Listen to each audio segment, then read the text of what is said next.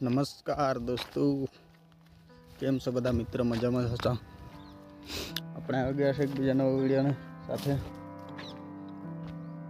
બસ કંઈ નહીં, ઘણા દિવસ થઈ ગયા હતા. આપણે પોતાનો વિડીયો નહોતો અપલોડ કર્યો, બીજા વિડીયો અપલોડ કરતો હતો. એટલે બીજા અપલોડ કર્યા બી આપણા જ હતા, પણ હું બોલ્યો નહીં હતો એમ.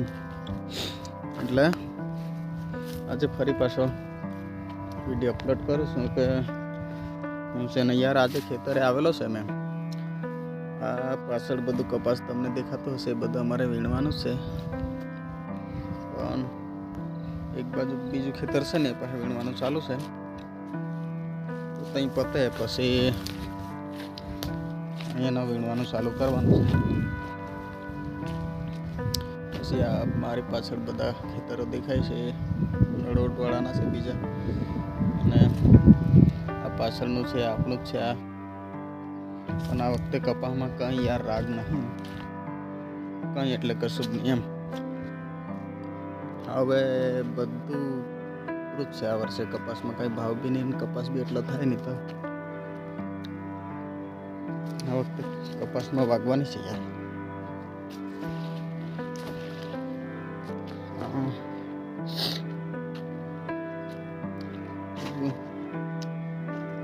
નજર આપણા ખેતર બાજુનો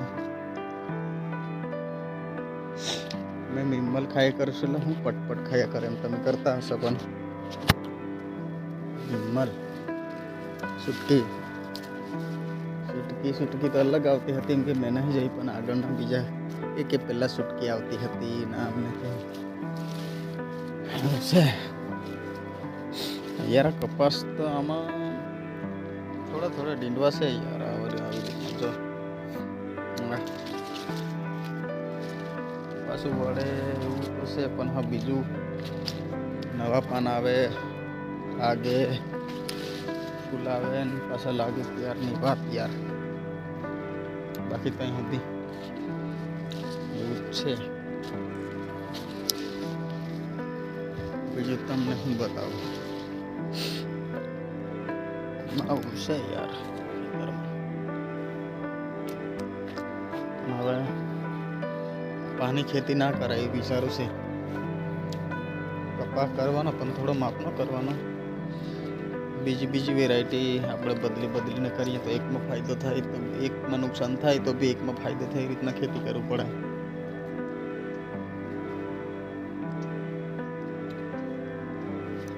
દોસ્તો આવું છે ખેતીમાં બી. લોકો યાર ખાતર કેટલું મોંઘું લાવવાનું કપાસમાં, તો ખાતર, દવા, બિયારો પણ એટલો મોંઘો. પછી હમણાં 1300 રૂપિયા ભાવ આપે, તો એમાં શું આપણને પોહાય? કંઈ નહીં. એના કરતાં પછી બીજો પાક કરે તો સારું એવું વિચારું છે એમ.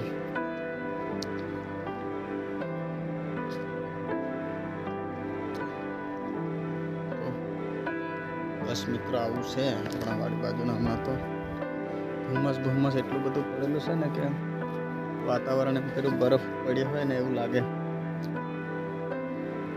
ઠંડી જતી રહીને ગરમીનો સમય છે, ગરમી નહીં લાગતી પણ એવું છે એમ. ઠંડી ઓછી છે, હા ઓછી. ધુમ્મસ જતું રહેશે પછી ઠંડી પાછી પડશે એવું છે મારા ખ્યાલથી. હા હવે છે તુવરો યાર. આપણા બધા આદિવાસી લોકો એમને ખબર જ હશે કે આપણે તુવરો ને એવું બધું હોય પોતાનું ખાવાનું.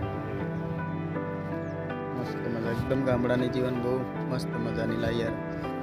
ખાલી પૈસા કમાવા માટે જ બહાર જવું પડે, બાકી ગામડામાં વસ્તુ બધું સિટી જેવું નહીં એમ કે જેટલું કમાઈને એટલું જ ખાવાનું. ગામડામાં કેવું છે યાર, આજે નહીં કમાવા જાય તો બીજા ઘરે તો બી ખાઈ લે તો વાંધો. સિટીમાં કોઈ નહીં આવે. એટલે ગણતરી પર ગામડાનું જીવન બહુ સરસ છે, સારું છે. પૈસા કમાવા માટે બહાર જવું પડે એટલી વાત નથી છે. એટલે બંને બાજુ તકલીફ તો રહેવાની જ છે. ગામડામાં પૈસાની તકલીફ પડે અને સિટીમાં પૈસા આવે તો ખાવાનું એટલું મોંઘું બધું હરકત રહે. તો શું કરે, જિંદગી છે એટલે જીવવું પડે યાર. મેં બી મજૂરી જતો રહેલો છે, પણ હવે હમણાં ઘેર કપાસ વીણવાનું એવું છે એટલે નથી જતો યાર. બાકી જવાનું કંઈ ને કામ કરવાનું. બસ મિત્રો, બીજું કંઈ આગળ જવું તો બતાવું, નહીં તો પછી આટલું એન્ડ કરીએ આપણે વિડીયોમાં. ત્યાં સુધી બધા મિત્રોને જય જોહાર, રામ રામ.